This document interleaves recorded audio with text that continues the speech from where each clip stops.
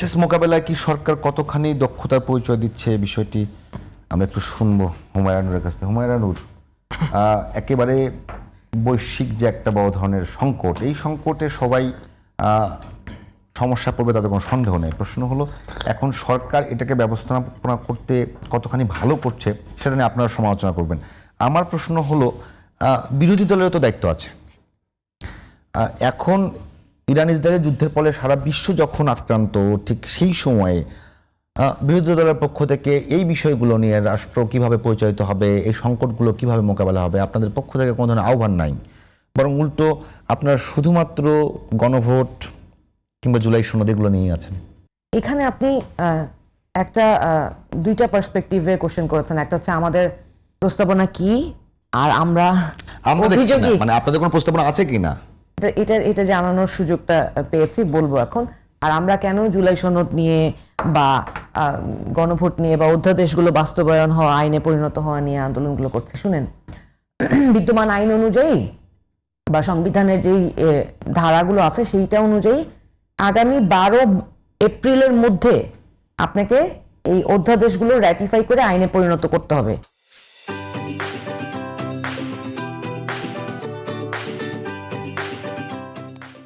দ্বিতীয় হচ্ছে এইটার একটা এই যে ধরেন গণভোট অধ্যাদেশ এবং জুলাই সনদ বাস্তবায়ন আদেশ থেকে শুরু করে মূল গুরুত্বপূর্ণ যেই জিনিসগুলো, সেগুলোর আইনে যদি পরিণত না হয় তাহলে গণভোটের পরিণতি কি হবে, এবং জুলাই সনদের বাস্তবায়ন আদৌ এই সরকার কতটুকু করবে সেইটা নিয়ে যে সংকট, সেই সংকট নিরসনের যে কথাটা বললাম যে সময় 7 দিন। আমি আজকে আপনাদের এই অনুষ্ঠানের মাধ্যমে মাননীয় প্রধানমন্ত্রীকে একটা অনুরোধ এবং একটা বার্তা দিতে চাই। সেইটা হচ্ছে যে মাননীয় প্রধানমন্ত্রী, আপনি এই সরকার ক্ষমতায় আসার আগে যখন মানুষকে কমিটমেন্ট দিয়েছিলেন, মানুষকে যখন গণভোটে হ্যাঁ দেওয়ার আহ্বান জানিয়েছিলেন, তখন আপনি বলেছিলেন যে বাংলাদেশের মানুষের জন্য যে সংস্কার প্রয়োজন সেই সংস্কার আপনারা করবেন, এবং মানুষের স্বার্থে যে আইনগুলো হয়েছে সেইটা এই যে ধরেন গুম, মানে মানবাধিকার কমিশন আইন, আইনগুলো আমি আমাকে বার্তাটা দিতে দেন প্লিজ। যেই আইনগুলো আপনারা যেই আইনগুলো আপনারা বাতিল করার চিন্তা করেছেন, সেই আইনগুলো গণভোট অধ্যাদেশ, এই ধরেন এই আইনগুলো বাংলাদেশের মানুষের স্বার্থে এই অধ্যাদেশগুলো প্রণীত হয়েছিল। এই অধ্যাদেশগুলো যদি আপনারা বাস্তবায়ন না করেন তাহলে জনগণ ধরে নিবে যে আপনারা সংস্কারের বিপক্ষে। জনগণকে কেন বা কাদের প্রেসক্রিপশনে আপনারা এটা করছেন আমরা জানি না, আমরা জানতে চাই। আপনাদের সময় 7 দিন। হুমায়ুনুর, হুমকি আপনারা বিরোধী দল দেবেন, আমি অনুরোধ করেছি এবং বার্তা জানিয়েছি, হুমকি না, এটা একেবারেই হুমকি দেই। বিরোধী দলের পক্ষ থেকে সরকারের প্রতি হুমকি যাবে, তাদেরকে সতর্ক করবে, হুঁশিয়ারি দেবে, এগুলো আমরা দেখে এসেছি, তাতে কোনো সন্দেহ নেই আমাদের। এবার আসেন আপনি প্ল্যান নিয়ে। আমি এক এক করে বলি। আমার প্রশ্নটা হলো যে 133টার মধ্যে বিএনপি মানে 20টা নিয়ে এখন পর্যন্ত আপনাদের আপত্তি আছে, তো বাকি যে 113টা বিএনপি উপস্থাপন করছে, এর মধ্যে 15টা সংশোধিত আকারে, 98টা হুবহু দিচ্ছে। তো এতগুলো করবার পরে তার সংস্কার বিরুদ্ধে গেল। মানুষ কি ধরেন বাংলাদেশের মানুষের জন্য যেই আইনগুলো পরিবর্তন করা, আপডেট করা প্রয়োজন, সেইটা কি সংখ্যা দিয়ে আপনি বিবেচনা করতে পারবেন? এটা তো এক একটা সেক্টরের জন্য যেটা প্রয়োজন সেইটা করতে হবে। এই 133টাই আপনাকে আইনে পরিণত করতে হবে। আপনি নাম্বার দিয়ে অবশ্যই দ্বিমত থাকতে পারবে। এইটা নিয়ে আলাপ করি, আসেন এইটা নিয়ে আলাপ করি।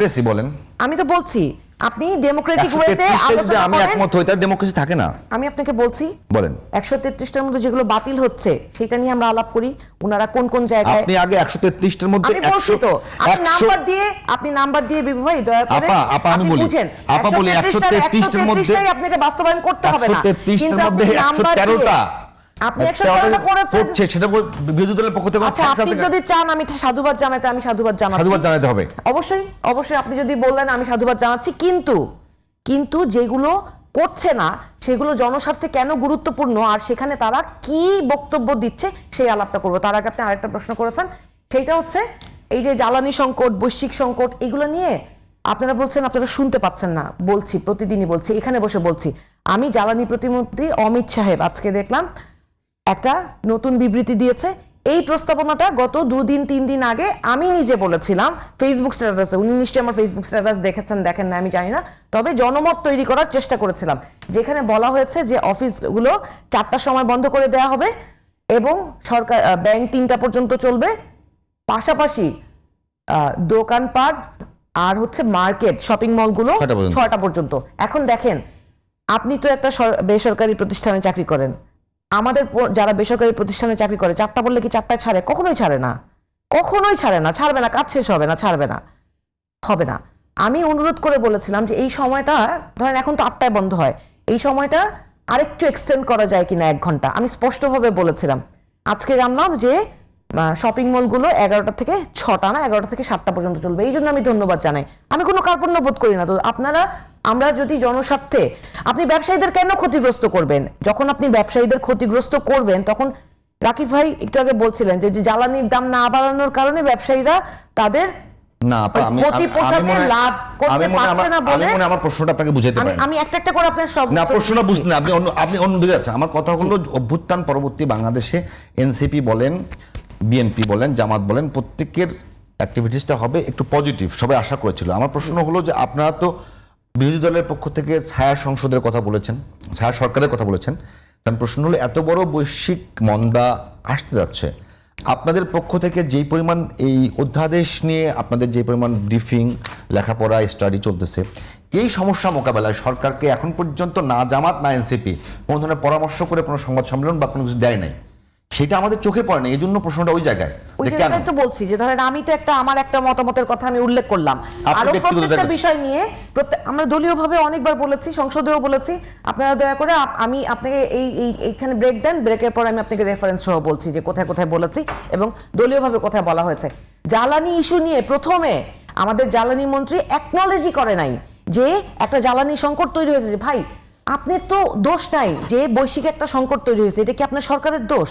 আপনি ক্ষমতা নিছেন 2 মাস হয় নাই, এই বৈশ্বিক সংকট হবে আপনি তো জানতেন না, তাহলে আপনাকে কি করতে হবে? আপনাকে সবাইকে এক করে এই সংকট মোকাবেলায় সহযোগিতা চাইতে হবে, আপনাকে এইটা সংকট মোকাবেলা করতে হবে। তাহলে আগে তো আপনাকে অ্যাকনলেজ করতে হবে যে there is a problem, there is a deficiency, there might be a problem, যেখানে আপনাকে এই সংকটটা মোকাবেলা করতে হবে। আপনি দেখেন জ্বালানি মন্ত্রী বারবার করে বলছে কোনো সংকটই নাই, তাইলে তো আপনি সমস্যার সমাধান করতে পারবেন না। আজকে এসে উনি বলছেন, আজকে মাত্র উনি বলছেন যে 3 মাসের তেল মজুদ আছে। তাহলে উনি যখন এটা অ্যাকনলেজ করবেন যে আমাদের একটা সংকট আছে, আমরা স্বয়ংসম্পূর্ণ না, আমরা যতই বলছি, সারা বাংলাদেশের মানুষ, সব রাজনৈতিক দল বলছে যে এত বড় একটা বৈশ্বিক সংকট, আমাদের প্ল্যান কি?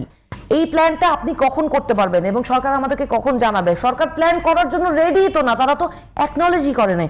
আজকে এসে বলছে মাত্র 3 মাসের জ্বালানি মজুদ আছে, অথচ সারা বাংলাদেশে বিভিন্ন জায়গায় জ্বালানি তেল দেখছি যে অমুক জায়গায় তমুক জায়গায় বিভিন্ন সিন্ডিকেটরা এই জ্বালানি তেলগুলো যেই পরিবহন, জ্বালানি পরিবহনকারী যেই যানবাহনগুলো আছে ওখান থেকে চুরি করছে।